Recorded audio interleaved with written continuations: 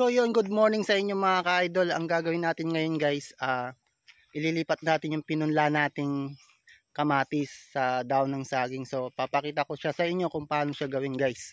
So ganito lang siya guys. Tara, puntahan na natin siya guys. So yan mga ka-idol, nandito na tayo sa ating pananim. So dahil umulan siya kahapon, di na natin kailangan diligan yung pinunla natin ditong ano. Ito yung talong na pinunla. Yung kamatis, andun. Nilipat ko na siya. So, ito yung mga tinanim namin. Basa na yung lupa. Hindi na kailangan diligan yung mga tumubong gulay. Ayan, mga okra. Ang laki na ng okra. Yan pa. Okra. Ito ang ating munggo. Ayan. Yan pa. Ang dami nating munggo. Ayun. Ang ganda niyan. Ito naman yung ating sitaw.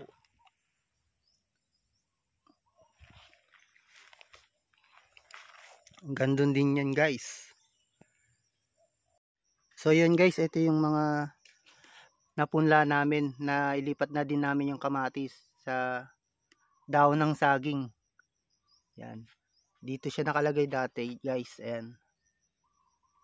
Yan siya nakalagay. Ayan pala yung pinunla namin nung nakaraang vlog ko. Tapos ito naman yung mga naisali na namin sa daon ng saging guys. Ngayon ang gagawin natin guys, kung paano siya ilipat dun sa daon ng saging guys. Para makatipid kayo. Kung wala pa kayong budget na pambili ng punlaan guys.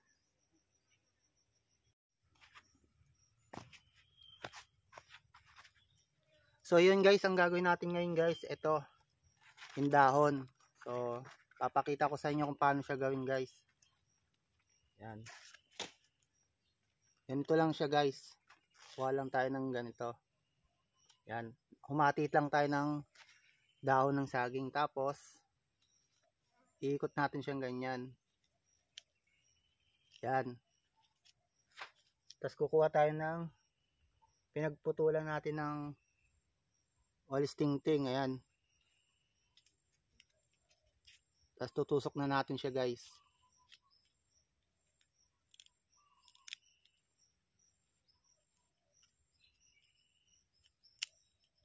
Yan. Kailangan dalawa guys para hindi siya talagang matanggal, para matibay. Ito pa isa.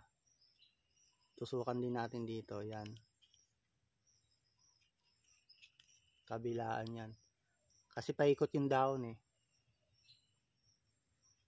Ito pa.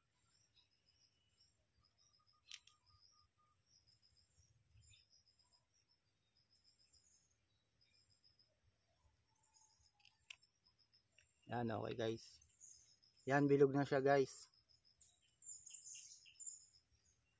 Pwede na siyang lagyan ng lupa. Ngayon papakita ko paano siya lagyan ng lupa para hindi siya mahulog.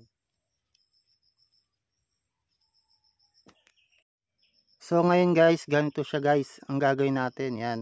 Kuha tayo ng lupa. Ito yung pinang-aabono natin dun sa mga gulay. Yan. Sisiksikin natin siya para hindi siya mahulog. Ayan. Para tumigas siya. Ayan.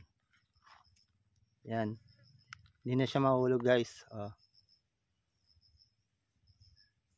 Ngayon, lalagyan na natin siya ng pinunla nating kamatis dito guys.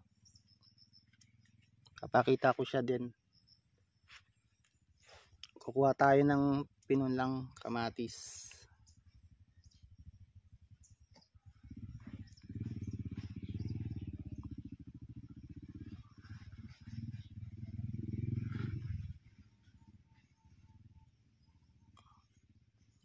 Yan. So guys, ay. Yan. Nahulog yung. Ingatan natin wag maano yung ugat niya.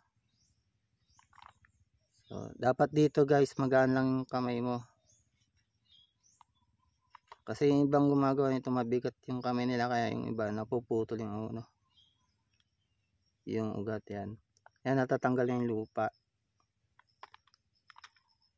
Yan. Ngayon ilalagay na natin siya guys.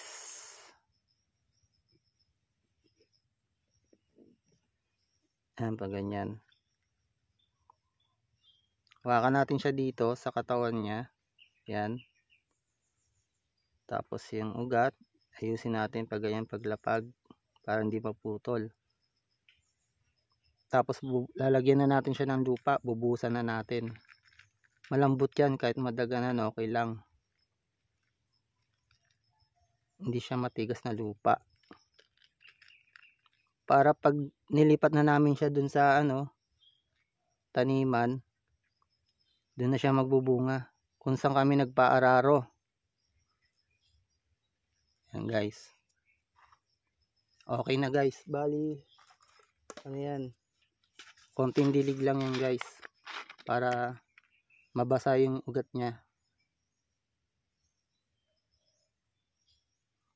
Yan, sakto lang yung dilig.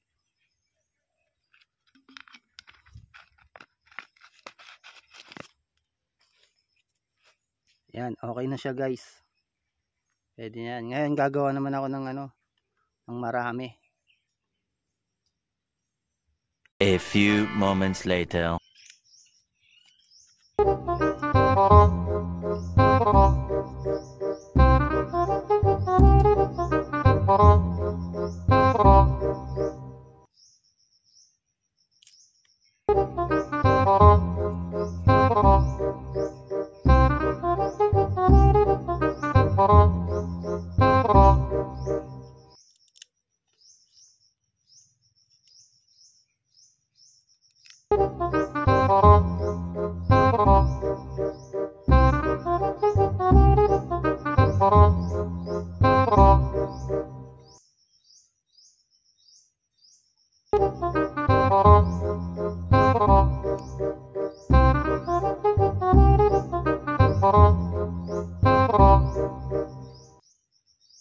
A few moments later. So yun guys, nakagawa na din tayo ng madami guys. So mga ano siya, ilan siya? 2, 4, 6, 8, 10, 12, 14, 16, 18, 20. So yung isa mayroon ng laman, mayroon na siyang laman.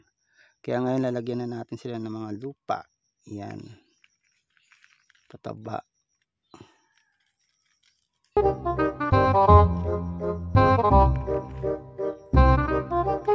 Tsaka natin sila sisiksikin kapag nalagyan na natin. Yan. Siksik.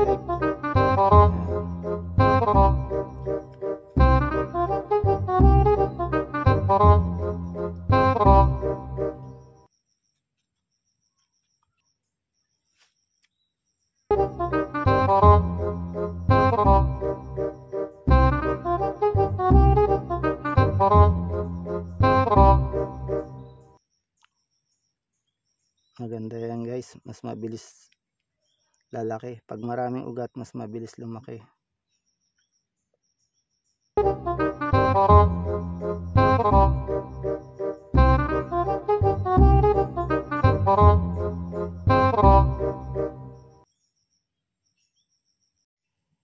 So yun guys, dalawa yung nakuha natin guys. So itatanim na natin siya guys, para hindi siya ma-stress.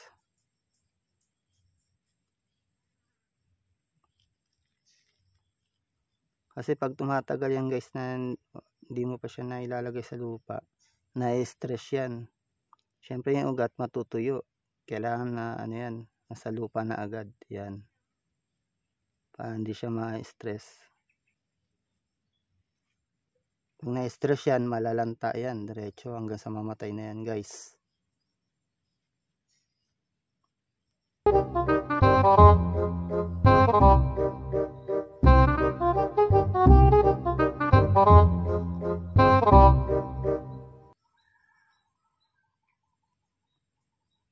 A few moments later.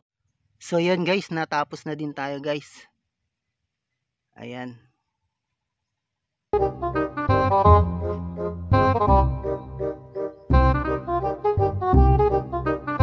yun guys, ayan, natapos na yung planting natin guys.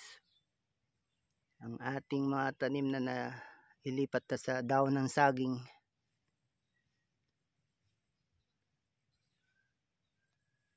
So yun guys, hanggang dito na lang yung vlog natin guys. Uwi na tayo guys.